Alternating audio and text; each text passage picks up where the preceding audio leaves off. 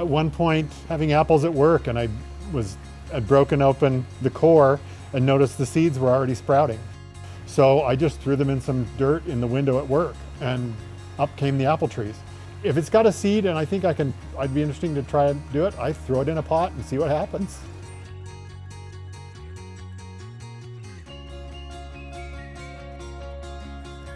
We are thrilled to be partnering with Wasatch Community Gardens on a virtual version of their Urban Garden and Farm Tour.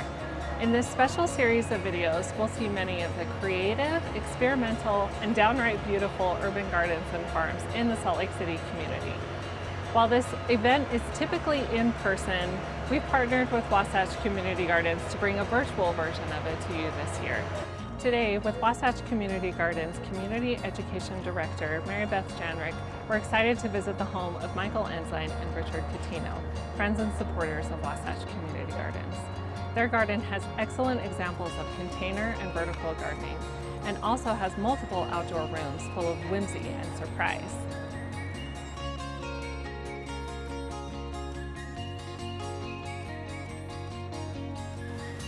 Oh, I think that this is just absolutely charming back here.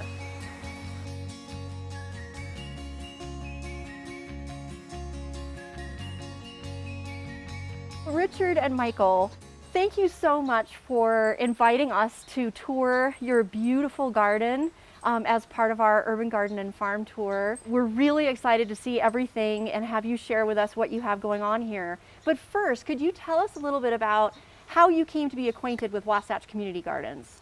We both were members of the Alternative Garden Club, and for years the tour was one of the highlights of the year. And then we met our neighbor, Laura, who is now working for Wasatch Community Gardens. And when she started working, she thought, I think your yard would look really nice on the tour, and invited us to be on it, and we thoroughly enjoyed that last year. It was a very popular site with the Urban Garden and Farm Tour visitors, and so I'm really excited to tour this space and see what you can show us tonight. We're glad to have you.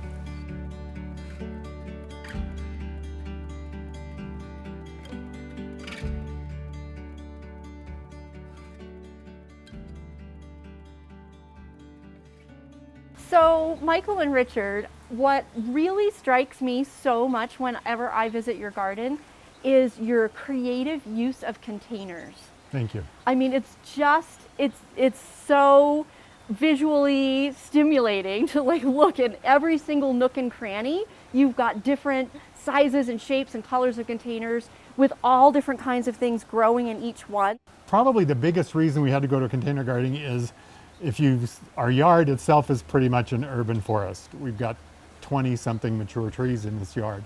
And so we only have certain areas that have enough sun to actually grow food products. So that's why we went to container gardening. We can put a container right behind you. This area is one of the sunniest in our yard. So we put a lot of our vegetables in here. We have a couple of other spaces that we put our beans, various things, but that's what got the container garden going. So could you tell us what's going on in this container? Okay, well, we have rosemary and tarragon. We have alyssum, and then we have a little bush eggplant in there, and this volunteer sunflower. So this little guy right here is actually called a patio baby, huh? Yep. A little patio baby eggplant. So it just makes little fruit, but lots of them over the season. And we got that from Wasatch Community Gardens. Oh, that's wonderful. So you've got flowers and 2 different herbs and vegetable plants all in the same container. And I see that pattern being repeated over here with your bell peppers and petunias, and over here, what do you have in this container? We have strawberries and we have Roma tomatoes. A lot of the reasons why we have the ornamentals is they attract the bees for pollinating. And so we're hoping to get a better yield that way. Well, and the other thing too, it's still a garden visually as well as for the food aspect of it. So we want it to look nice as well as be productive. Well, I think that you've achieved that goal because it Thank looks you. fabulous. Thank you.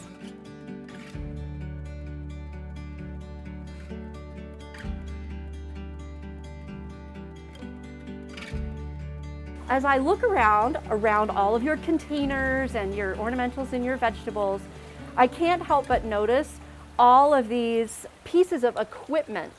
Yeah, the mining memorabilia is really important to me because that was my father's life when I was a child. I'm from Pioche, Nevada, which is a tiny little mining town on the eastern side, just over the state line from Utah. He worked in the hard rock mines. He was a hoistman, pulling ore up out of the ground, and he collected all these pieces over the years. And before he passed, he gave a lot of them to me to keep the story alive. And that's basically why it's so important to me. So this piece in particular, I find really beautiful because, of course, you've turned this into a fountain, and we Thank know you. now that this was not originally a fountain. No, this was a blacksmith forge. When I saw that in my dad's yard, I always thought we could probably do it.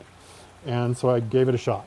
It's fun. It adds so much character and sort of whimsy and wonderful decorative elements, but it's real memorabilia for you. It is. Again, that's what we like. We just different things to look at. It doesn't have to just be a static food producing garden.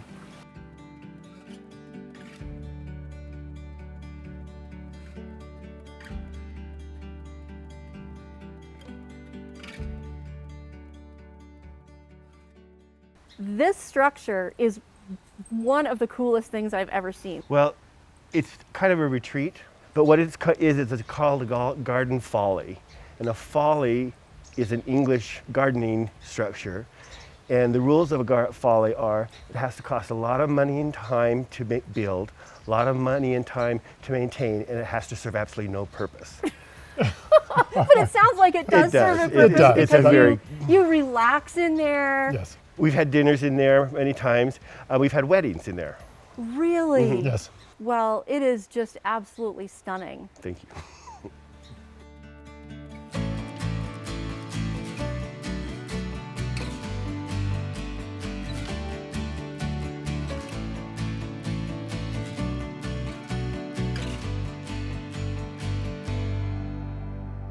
This area, you are literally growing vegetables right in front of your home on these fantastic trellises. We thought we really could use this. This is one of our sunnier places in the yard, so we didn't want to not have it grow vegetables.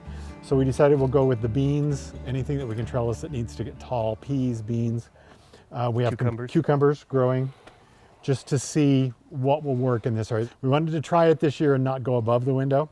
So this is like a 4x8 sheet of material. Bought the materials at a hardware store, and they're basically just pressure treated lumber.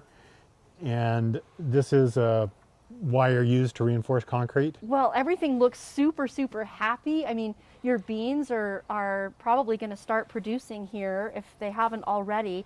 And I love that you have these beautiful flowers interplanted as well. So you have all sorts of annuals as well as these Gladiolas. gladiolas. It just is such a happy, lovely spot. Thank you. Thank you.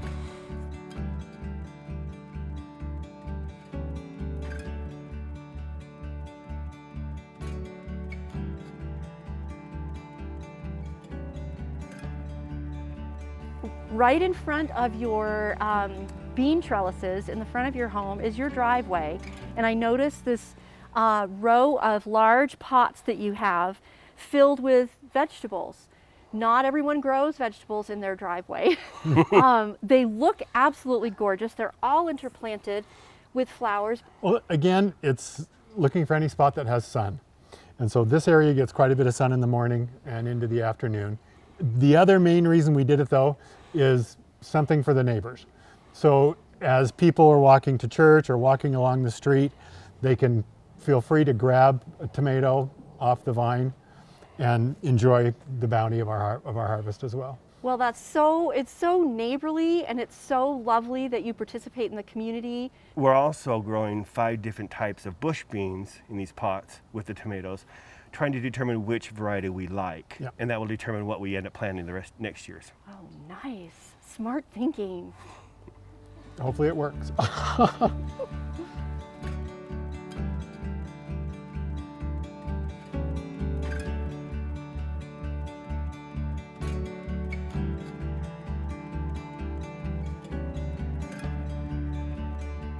One of the things we instituted new this year is a book to keep track of what we have in the yard, what works and what doesn't work, so we don't have to waste time again next year. we always had hard time trying to remember, well, we planted this year, that last year, what variety was that? So I stole this idea from someone I saw on TV, but basically it's just plastic leaflet binders, and we have all of the different packets of our seeds that we planted this year. And so as we go through and decide, well, this one worked, this one didn't work, we can then know next year what not to waste money on. And I think I'm very excited. I can't wait to see how the harvest is so we can improve on this process.